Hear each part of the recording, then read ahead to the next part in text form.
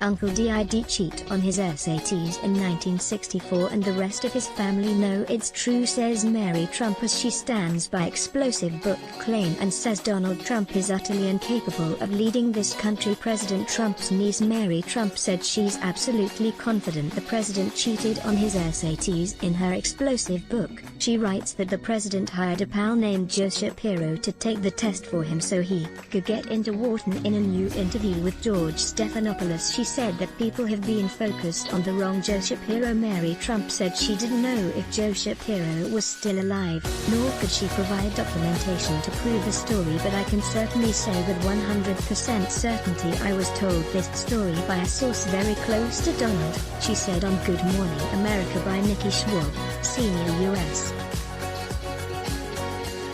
political reporter, and Keith Griffith and Emily Gooding, senior U.S.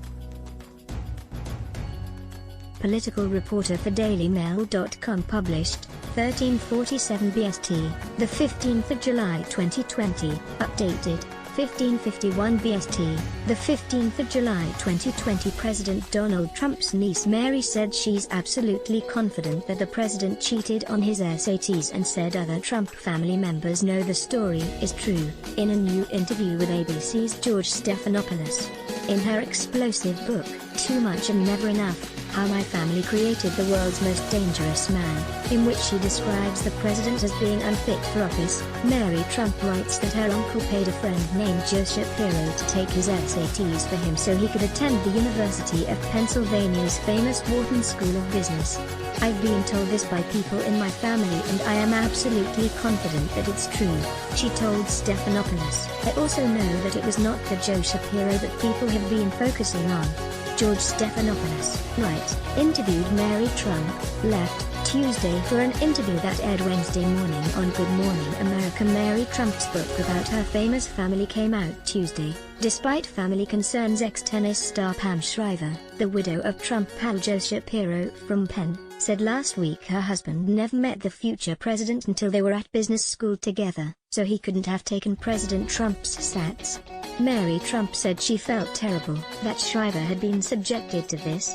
Honestly, I wish I could have said something sooner, the author added, alluding to the gag order that the Trump family tried to place on her and the book.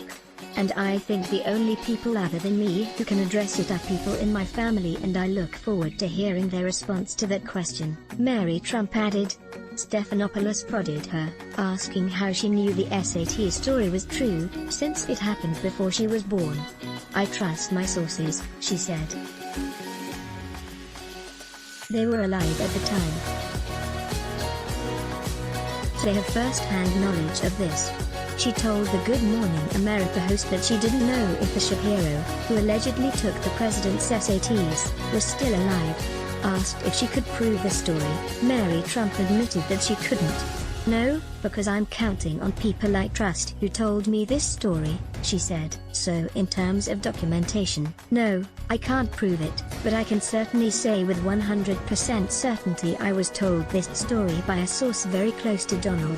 Mary Trump, seen sitting at the Resolute desk in the Oval Office during an April 2017 visit to the White House, appeared on ABC's Good Morning America Wednesday. Mary Trump, a trained psychologist, explores in the book the role President Donald Trump's father, Fred Trump, played in his life and his development.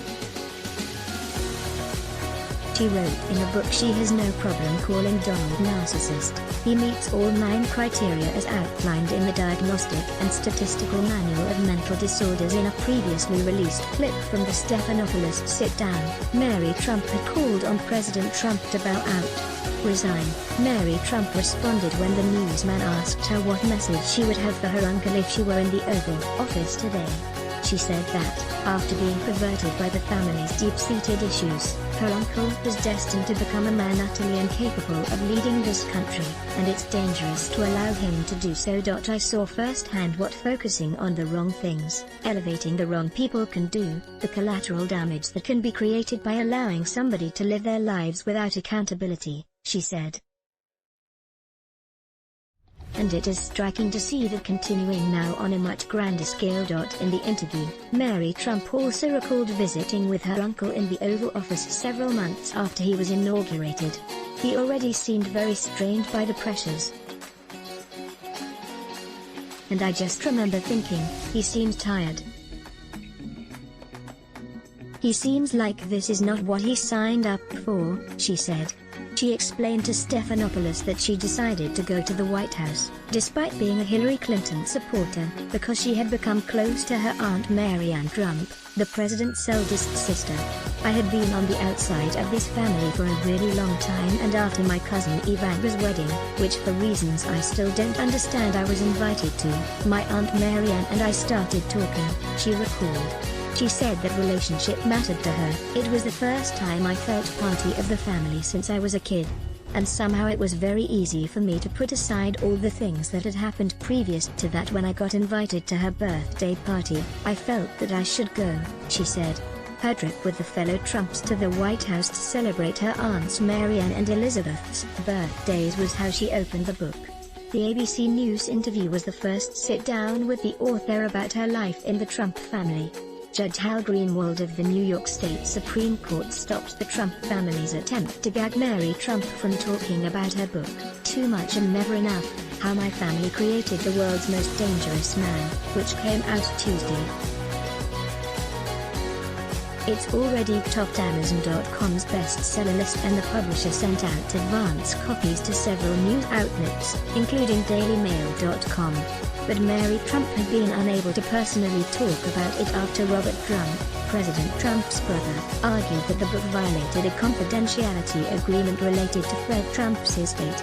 Mary Trump was President Trump's niece, the daughter of his eldest brother Fred Trump, who died in 1981 due to complications from alcohol. However, the court ruled in her favor, both in publishing the book and letting her discuss it. Judge Greenwald ruled that stopping publication was a moot point because the book had already been distributed to sellers and publicized in the media. Notwithstanding that the book has been published and distributed in great quantities, to enjoin Marianne Trump at this juncture would be incorrect and serve no purpose. It would be moot, he wrote. Robert Trump, who is barely mentioned in the book, led the lawsuit that attempted to stop Mary Trump from publishing it, citing an agreement she signed following a financial settlement after her grandfather's death. Greenwald refused to apply a broad view of the estate settlement, saying that what was confidential was the financial aspect. The parties agreed to keep the settlement under seal. That's it, Greenwald wrote of the deal that was executed at a time when the Trump family were New York-based real estate developers and not much else. Mary Trump's book is the second insider account of Trump to be published this summer. Former National Security Advisor John Bolton published his memoir of working in the White House last month, a book the administration tried to stop from being published. Mary Trump, a trained psychologist, explores in the book how the role the president's father, Fred Trump, played in his life and his development. She wrote in the book she has no problem calling Donald narcissist. He meets all 9 criteria as outlined in the Diagnostic and Statistical Manual of Mental Disorders. She also calls the president a sociopath and claims his life work has been an effort to please his difficult father, Fred Trump. Mary Trump, in her book, calls Fred Sr. a high-functioning sociopath, marked by a lack of empathy, a facility for lying and a lack of interest in others. The White House has disputed book's claims, including the charge the president cheated on his sets. A spokesperson said the book was written clearly in the author's own financial self-interest. The president describes the relationship he had with his father as warm and said his father was very good to him, White House spokeswoman Sarah Matthews said earlier this month. Also, the absurd SAT allegation is completely false. The book paints a dark portrait of the Trump family and says that the president's father Fred Sr. neglected him so much it amounted to child abuse. The psychological damage was such that Donald became a sociopath, a narcissist and a threat to the entire country, according to Mary. Mary, 55, portrays the family as deeply damaged people, starting with Fred Sr. and his wife Mary and filtering down to their 5 children. Mary is the child of Fred Trump Jr., the president's older brother who died in 1981 after struggling with alcoholism. Her own father, Fred Trump Jr., died in 1981 aged 43 after battling alcoholism, and the Trumps all but cut her out of the family estate. President Trump, who rarely admits mistakes, told the Washington Post last year that he regretted the pressure he and his father had put on Freddie to join the family business when his brother wanted to be a pilot instead. It was just not his thing. I think the mistake that we made was we assumed that everybody would like it. That would be the biggest mistake. There was sort of a double pressure put on him, Trump said at the time. Yet as her father lay dying, Mary Trump claims, Donald went to the movies. She recalled the conversation she had with her grandfather, who had called to tell her at 10 o'clock on a Saturday night that her father was in the hospital. He assured her it was nothing serious, but when she asked Fred Trump Sr. if it had to do with her father's heart, he said that it did. But don't worry about it, call your mother in the morning, she remembered her grandfather saying.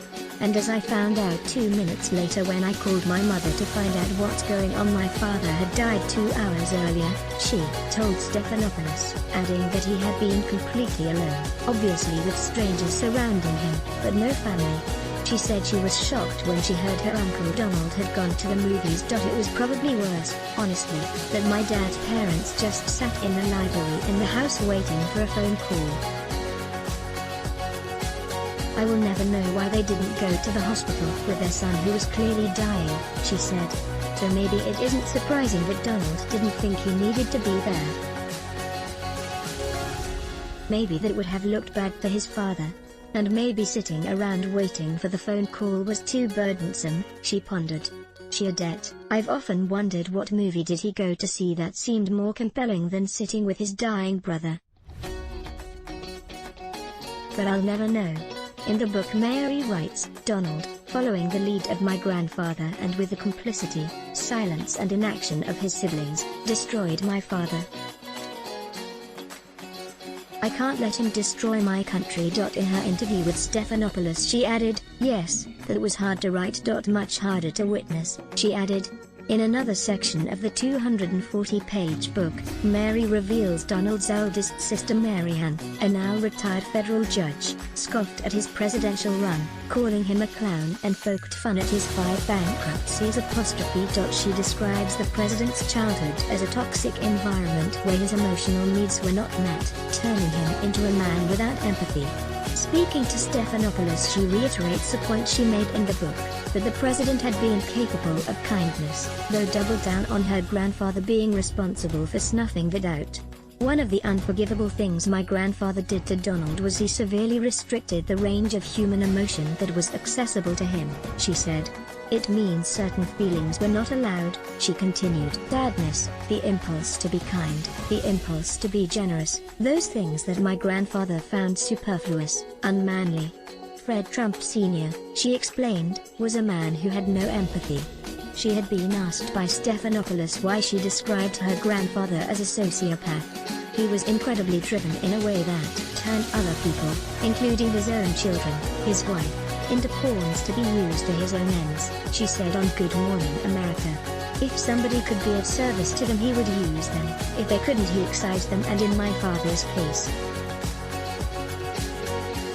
it was not abuse, she added. In the book she writes, Donald's mother became ill when he was 2.5, suddenly depriving him of his main source of comfort and human contact. His father, Fred Sr., became his only available parent. But Fred firmly believed that dealing with young children was not his duty, and kept to his 12 hours a day, 6 days a week job, as if his children could look after themselves. From the beginning, Fred's self-interest skewed his priorities, and his care of children reflected his own needs, not theirs. Could not empathize with Donald's plight, so his son's fears and longings went unsoothed. Mary's book paints a dark portrait of the Trump family and says that the president's father Fred Sr. neglected him so much it amounted to child abuse. Mary portrays the Trump family as deeply damaged people, starting with Fred Sr. and his wife Mary and filtering down to their 5 children, pictured from left to right: Robert, Elizabeth, Fred Jr., Donald, and the Marianne Trump. Love meant nothing to Fred, he expected obedience, that was all. At the time, Donald became afraid that asking for comfort or attention would provoke his father's anger or indifference when Donald was most vulnerable. That Fred would become the primary source of Donald's solace when he was much more likely to be a source of fear or rejection put Donald in an intolerable position, total dependence on a caregiver who also caused him terror. Donald suffered deprivations that would scar him for life. Let's block ads. Why? Show your love for him. Click the link in description. Thanks for watching.